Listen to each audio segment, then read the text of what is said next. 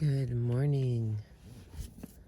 It is beautiful out here in our, as my friend Kat calls it, our little Zen spot. Oh goodness, I'm back and forth between the India book and the history of white people, white sugar. So let's see, we've only got 4 chapters left, isn't it? So we're gonna go on with chapter 7. I know yesterday's was long, but it was all of chapter 6, and it was pretty entertaining as a story goes. Hang on, I'm gonna take my shoes off. Or a shoe, actually. There we go. Why the dog is eating, and he's here, and he will be needing things. Sure of that. Chapter 7.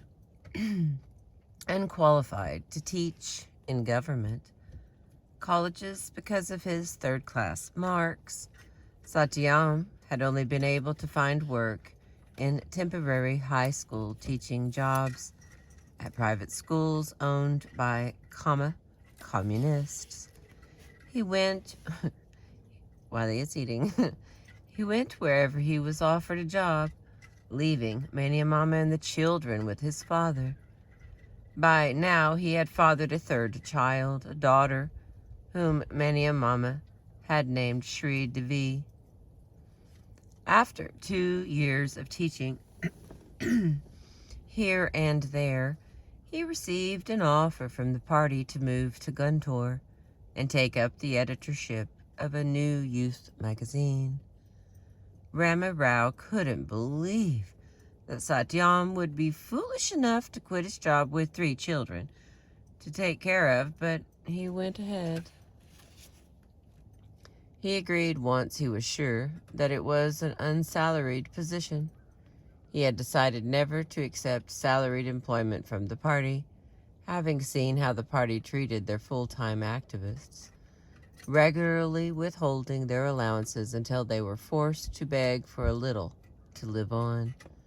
One of the leaders said, "But you have to eat." He suggested that Satyam set up a second job, a paying position working for 2 communist leaders in charge of the Tobacco Workers Union.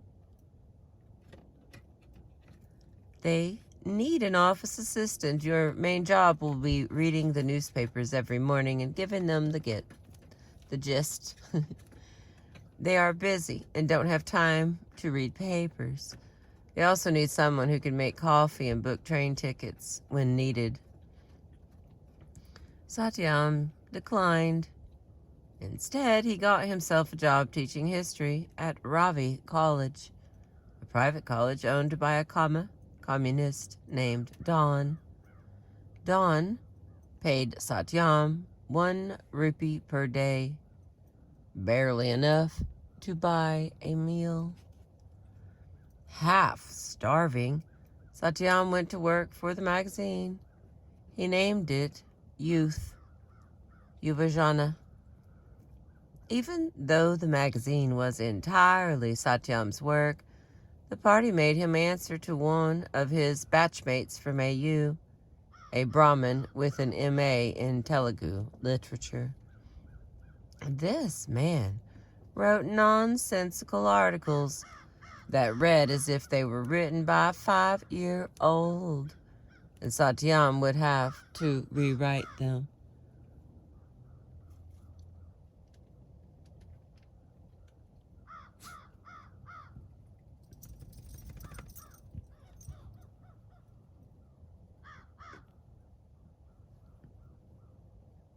We're having some crow conversation.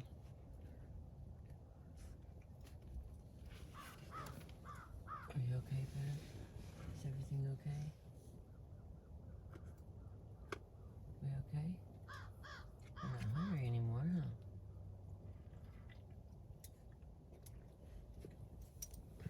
All right.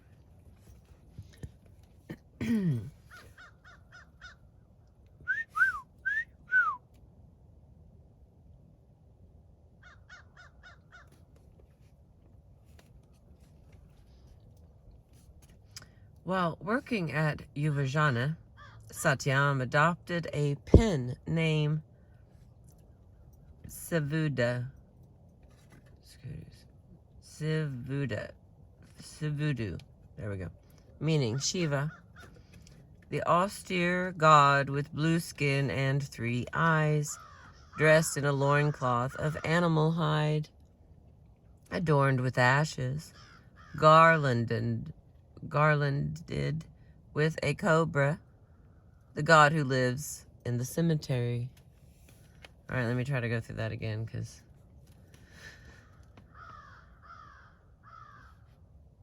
the crows are leaving. While working at Uvajava, oh my lord, Uvajana, Satyam adopted a pen name, Sivudu, meaning Shiva, the austere god with blue skin and 3 eyes, dressed in a loincloth of animal hide, adorned with ashes, garlanded with a cobra, the god who lives in the cemetery.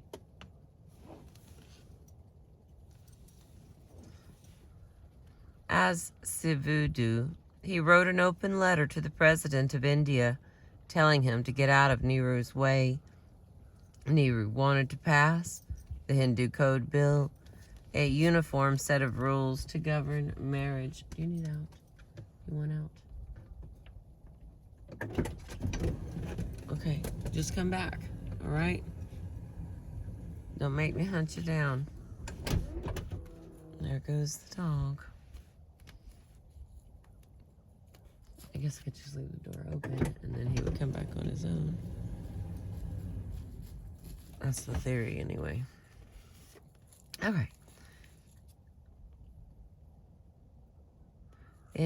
As Sivudu, he wrote an open letter to the President of India telling him to get out of Nehru's way.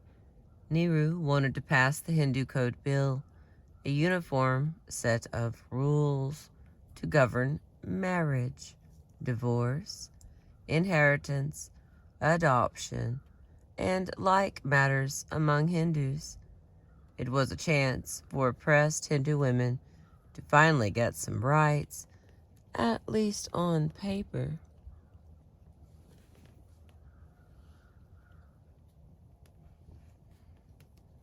The conservative elements of Congress, egged on by the president,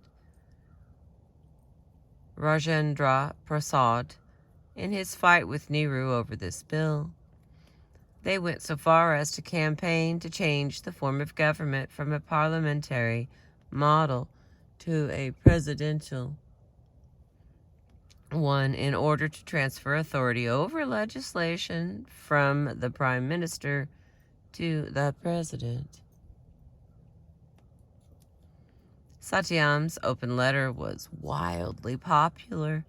Readers of Yuvajana wondered who Sivudu was. One man, intent on finding out, traveled to Guntur to the office of Yuvajana. He was none other than Rachakanda Viswanath Sastri, or Ra V. Sastri, as he eccentrically styled himself. He would come to be known as the James Joyce of Telugu literature. Wiley, watch out for eagles.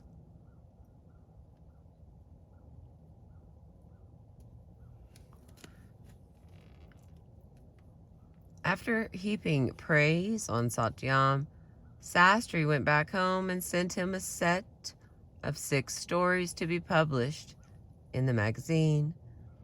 The series was titled 6 Liquor Stories. The moment he saw liquor in the title, Satyam tossed the manuscripts in the trash bin. Owing to the Christian morality in which he had been brought up, he strongly disapproved of alcohol. Because he never read the stories, he had no way of knowing they were tales of poor people, not stories advocating drinking.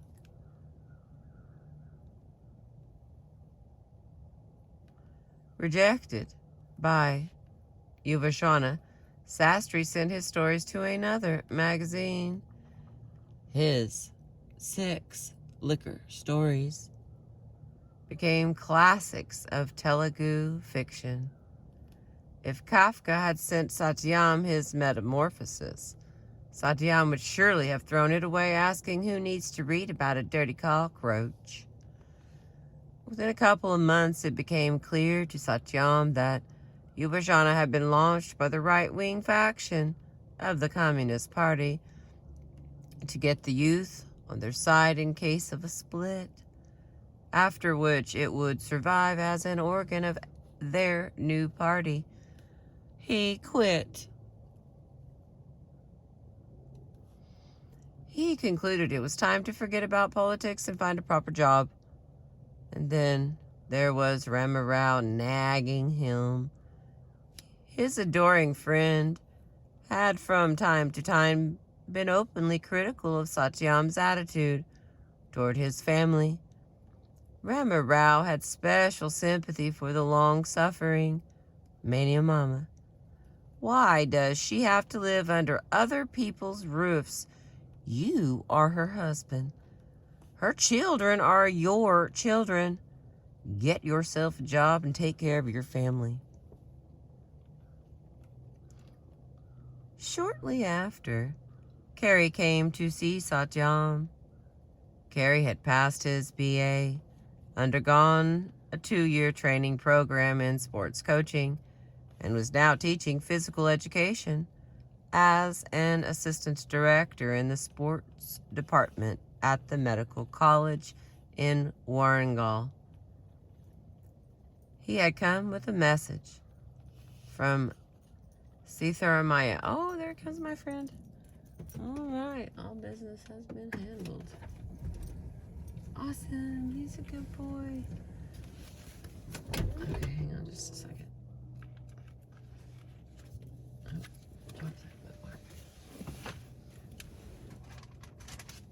Oh, I forgot. I got new treats.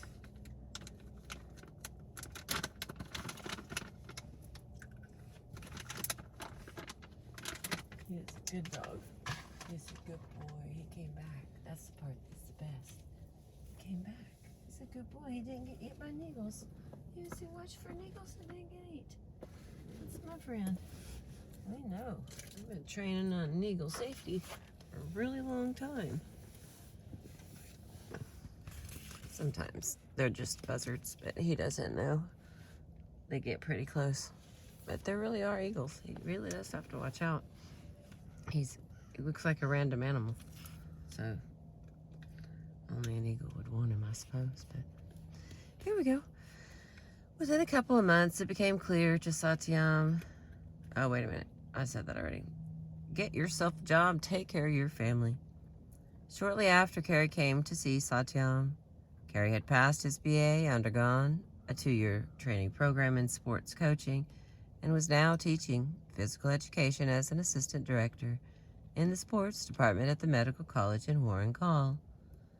He had come with a message from Sitharamaya, who was working as a teacher near where Carey was living, at St. Gabriel's School in Kazapat. Sitharamaya had found a job for Satyam at the school and wanted him to join him there with his family. Satyam decided right away to accept. On the train to Kazapat, Mania Mama, pregnant with her 4th child, suffered from fever and chills brought on by severe anxiety. Satyam was bringing her to a strange country.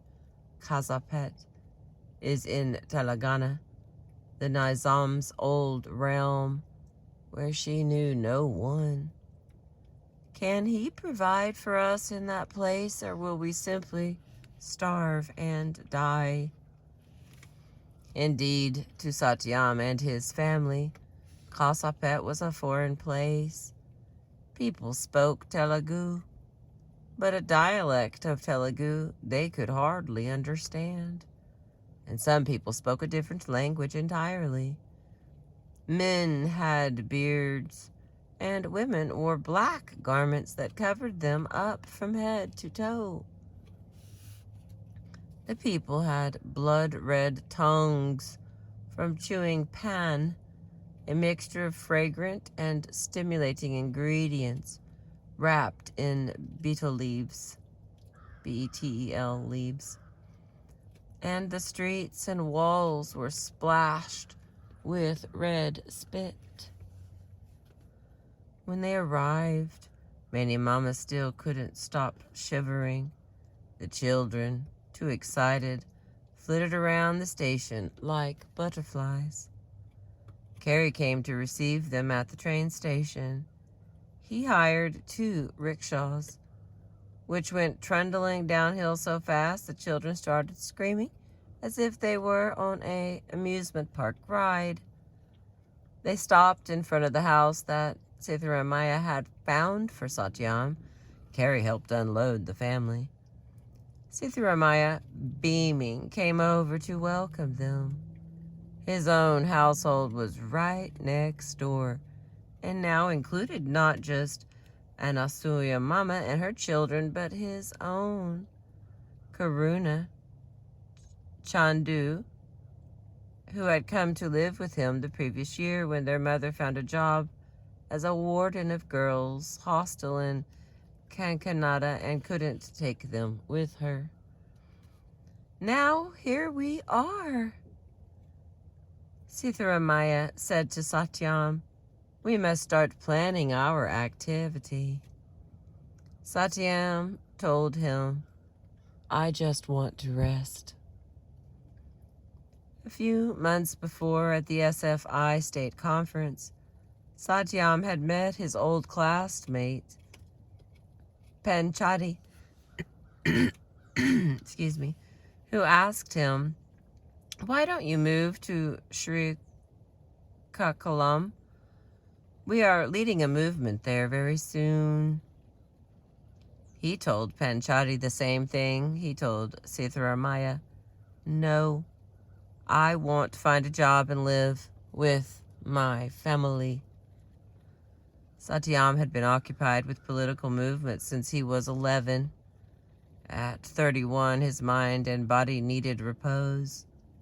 Now that he had a proper job, he only wanted to eat, sleep, lie down with his wife, and look at his children.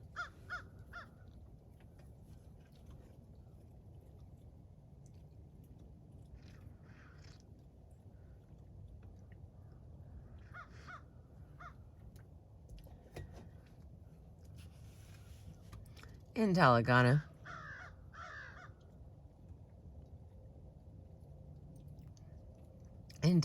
the biggest city is the twin city of Hyderabad,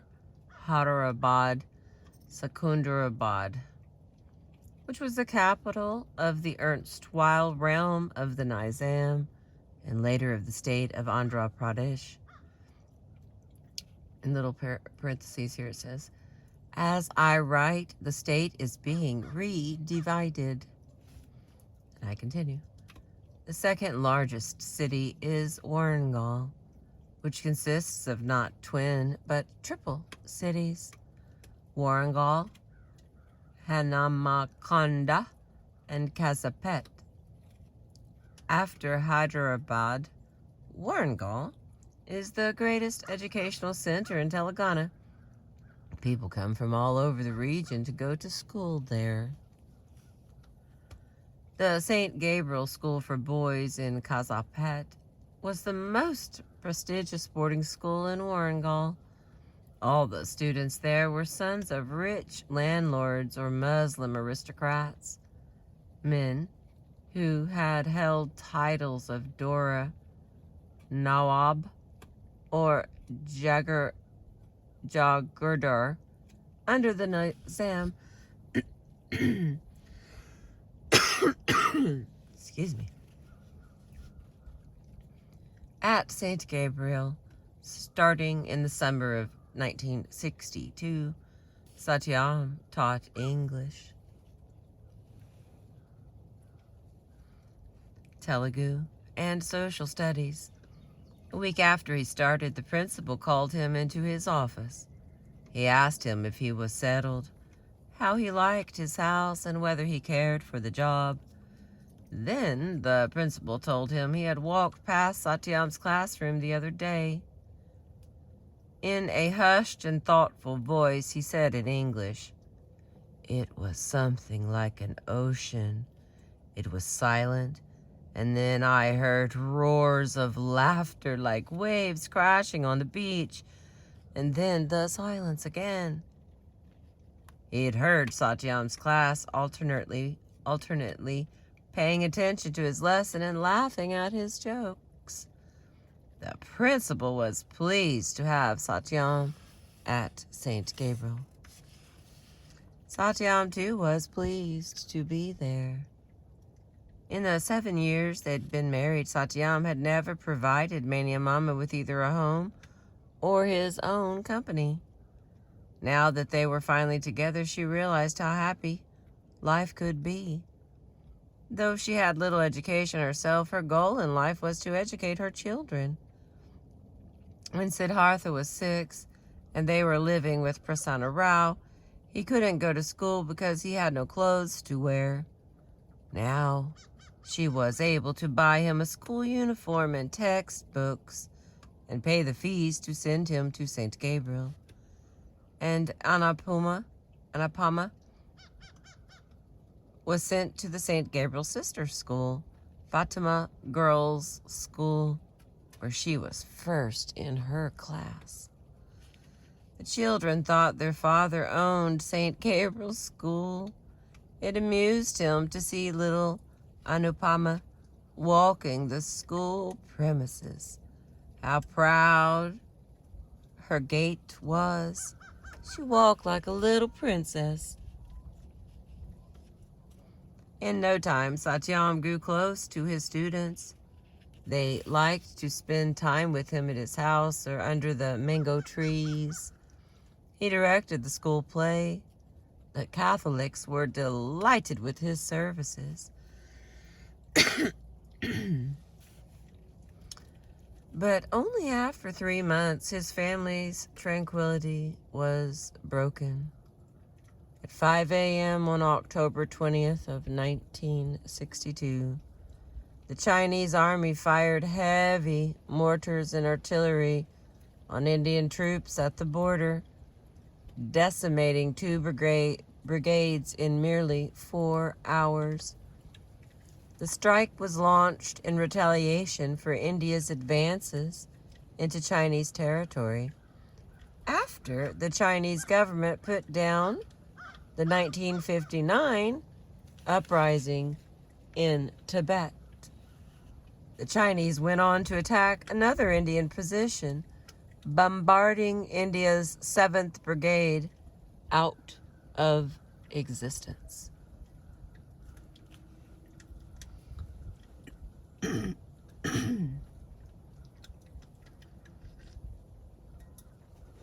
Okay. That same morning, Sundaraiah, the leader of the dissident faction of the Indian Communist Party, issued a statement even more shocking than the news of the war itself. Here's the quote. "We stand with China."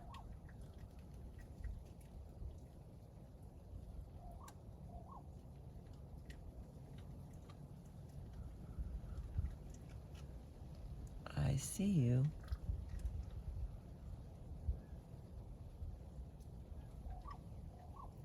See, I don't know what that noise is. And that smacking sound is not me, just so we're clear. That is Wiley Dog chewing on his fake rawhide as a reward for going potty outside.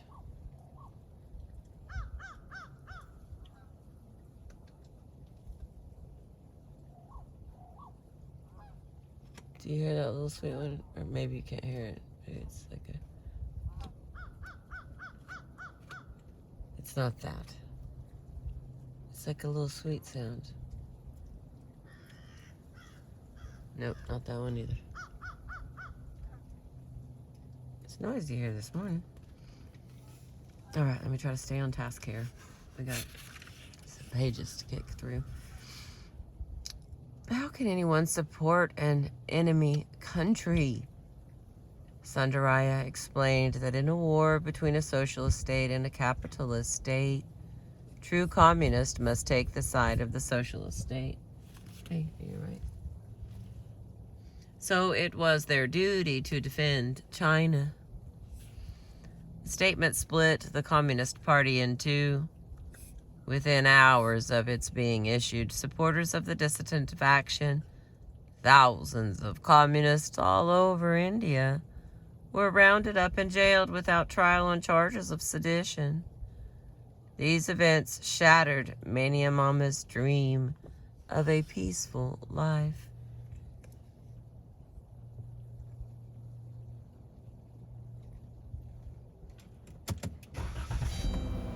Are you okay, Big Mom? Let me just pull forward a little bit because of things I can see. Sorry about the ding ding. No way around it.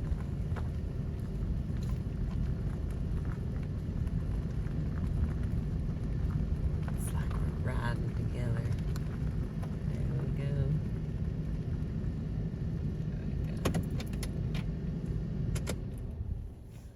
Alright.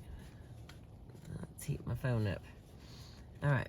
Party members such as Satyam had for a long time looked to Sundaraya to lead the communist movement into a revolutionary path. And just when Satyam had given up on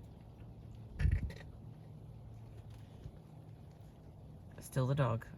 Just when Satyam had given up on him and settled down to live like anyone else, the war with China had forced Sundaraya to act.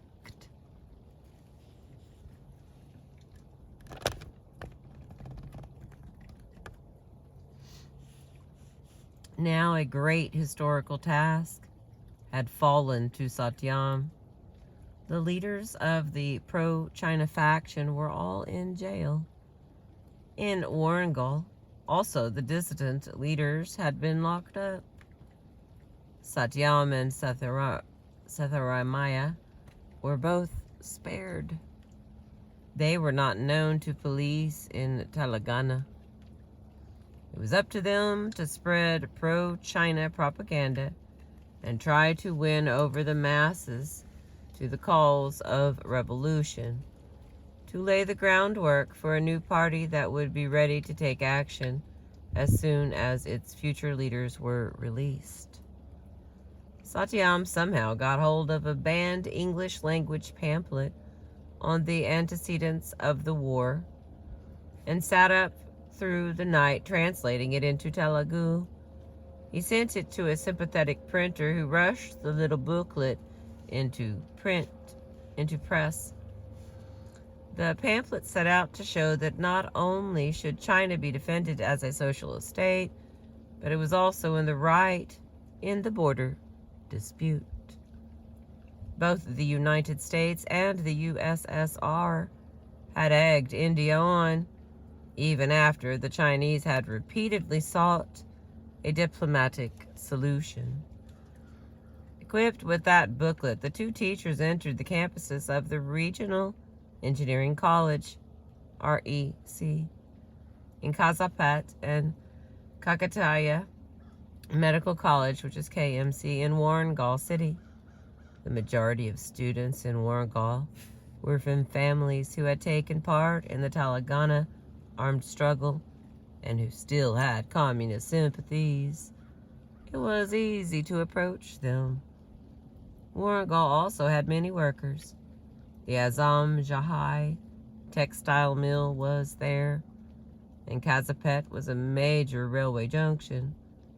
The mill workers and railway workers were made up largely of sons of Telangana peasants who had suffered under and rebelled against the Dora system. They too were receptive to Satyam's propaganda. There was no time for sleep. Even every evening after it got dark, Satyam would set out for the textile workers' colony in Orengal. It was far, but because he wanted to keep his movement secret, he never took the bus. He walked the whole way through fields and scrubland. By the time he reached the colony and gathered the workers, it would already be midnight. He would get home at 4 or 5 in the morning, sleep until 9. By 9:30, he had to be at school. Many a mama would heat the bathwater, get him to the well, scrub him clean with soap, feed him, and send him off to school with the word "go," as if she were calling the start of a race. He hardly saw his children's faces. It was risky work. The government didn't take the appearance of seditious materials on college campuses lightly. The notorious Warrengal police were hunting for those responsible. They questioned students suspected of pro-China sympathies, some of whom came to Satyam and Sethuraramamba for help. Meanwhile, a few students from St. Gabriel came to them with a mysterious complaint about the Catholic fathers. The two teachers took the leaders of the unhappy boys, the 14-year-old son of a rich Muslim landlord, for a walk where they could be assured of privacy. They asked him to explain what it was all about. He told them the fathers were being disrespectful to the boys. Disrespectful how? I mean, they are ill-treating us. Ill-treating you how? Little by little, the boy was led by Satyam's questioning to say enough that the rest could be pieced together. The priests were entering the boys' rooms after dinner and falling upon them. Sethuraramaya failed to understand. Unlike Satyam, who had read of it in English novels, Sethuraramaya did not know of this phenomenon, whereby some men desired to fall upon other men instead of women. Satyam explained there was a term for it. Let me think. Ah, yes, it is called homosex. Sethuraramaya was aghast. The two teachers promised to help the boys, but they wanted their role kept secret? The following Monday... Yeah, I put a lot of emphasis on that one in it. Okay. The following Monday, with the help of REC students organized by the two teachers, the San Gabriel boys held a rally and marched into the principal's office. The Catholic management had never seen such disobedience. They expelled several 12th class pupils for their part in the protest. But when encouraged by their supporters from the REC, the boys threatened to expose the homosex. The administration decided to hush up the matter. They sent home some of the accused priests and took back the expelled students. When it was all over, the principal, Father John, summoned the Muslim boy who had led the protest and congratulated him on the successful agitation. "Very good work, my son." The boy was pleased. Then Father John asked him how he had pulled off such an excellent thing. The boy, flattered beyond endurance, naively admitted that the new teachers had given him a lot of support. Now it was Father John who was pleased. When Satyam learned that his role had been exposed, it didn't bother him too much. What will happen? He thought to himself. What is forever? What is true and what is false? Only revolution is truth. Everything else must come or go. In those days, he was in that sort of mood. In the end, the management took no action against him. He was a popular teacher, valuable to the school. Besides, they didn't want to risk his causing any more trouble. As in many other parts of the world, the 1960s were turbulent times for students in India. Inspired by the Chinese Revolution, many educated youth were turning to Maoism. Satyam went out nightly to talk to students and hold classes for them. This new milieu was very different from that of Satyam's old comrades. These people were intellectuals. He was impressed by the high level of political discussion among them, by their eagerness to study Marxist theory. Their attitude seemed cultured, serious, free of pettiness. He tried to make them see that in the recent split, the correct line was Sundaraya, and that when Sundaraya organized his new party, it would be the one to make a revolution in India. He encouraged the students to read and study Marxism, but the real task, he told them, was to prepare for the coming revolution. As this activity was heating up, Sethuramaya announced he was leaving his job and moving away to Adilabad. "I must go and protect my parents. Their lives are in peril." His parents, like many rich Kama and ready landlords from Andhra, had sold their 5 or 10 acres of land and settled in Telangana, where they brought up 20 or 30 acres of land cheaply.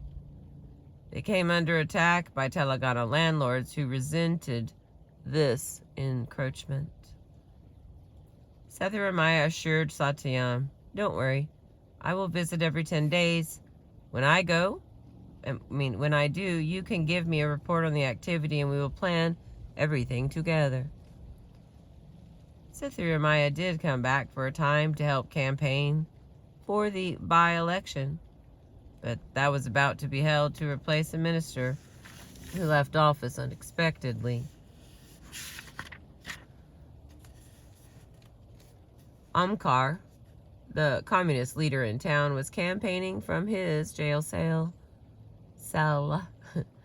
While Sethuramaya ran the campaign office, Satyam went out on the road. The party hired a small car for him. The luxury of riding in a car was too much for someone from Satyam's background.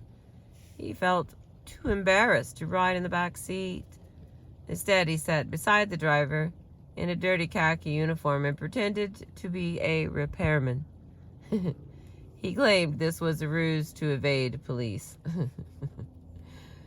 The pro-China communists, having been released from prison after a ceasefire was declared in November 1962, formally broke with the old party in April of 1964 by walking out of a National Council meeting. This was the moment Satyam and Sethuramaya had been preparing for. The call to form a new party was expected any day.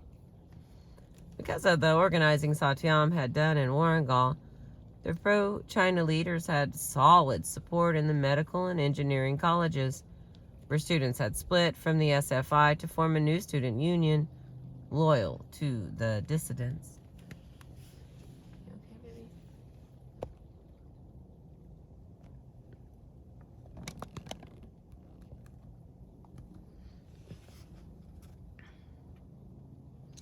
The Azam Jahai mill workers backed them, as did the formidable Railway Workers' Union in Kazapet, field laborers and rural youth from Warangal.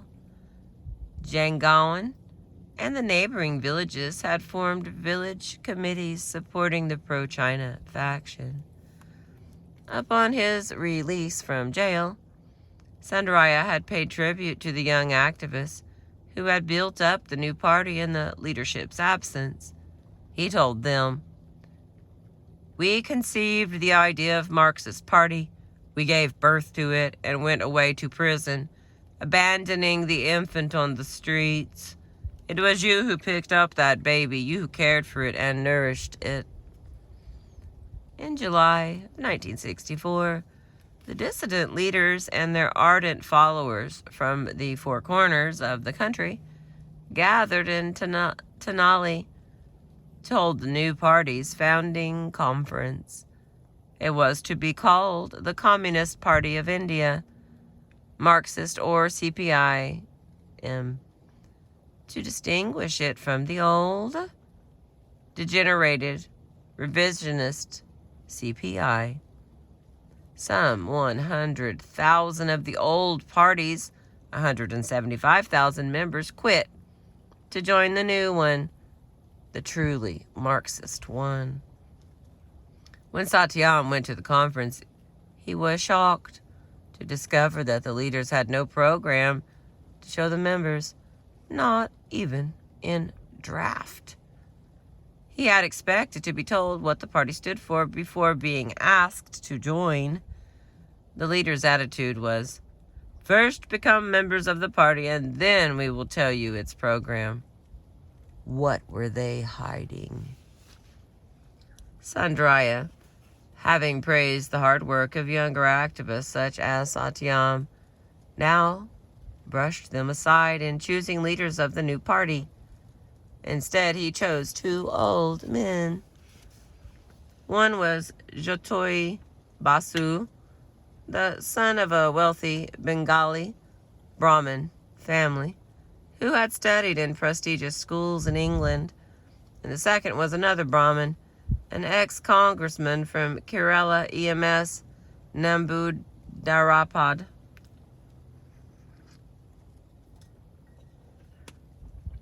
The most glaring incongruity, oh my lord, the most glaring incongruity in Sandraya's choices was that neither of these men agreed with the founding principles of the new party, defense of China.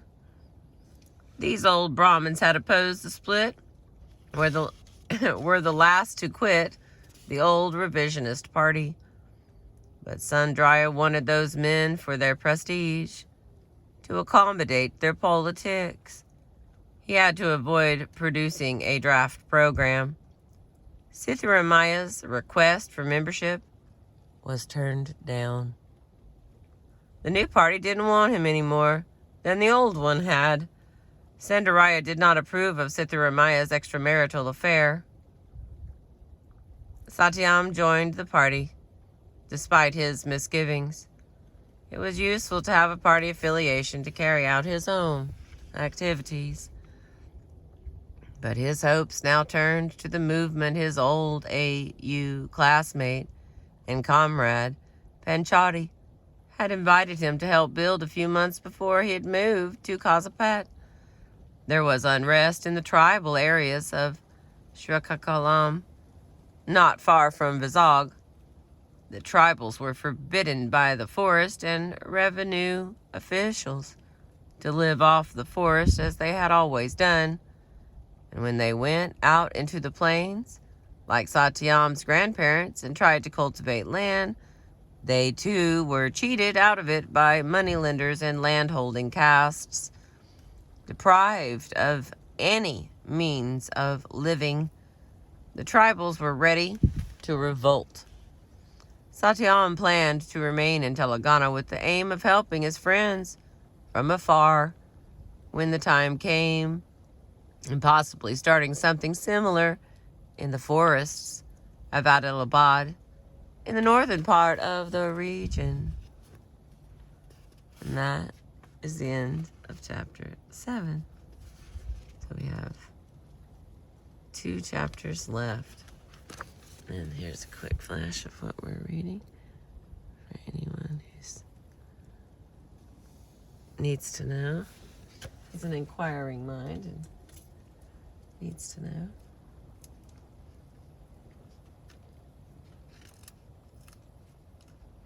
And how long was it? Not very long. It's too long to add to this one, though.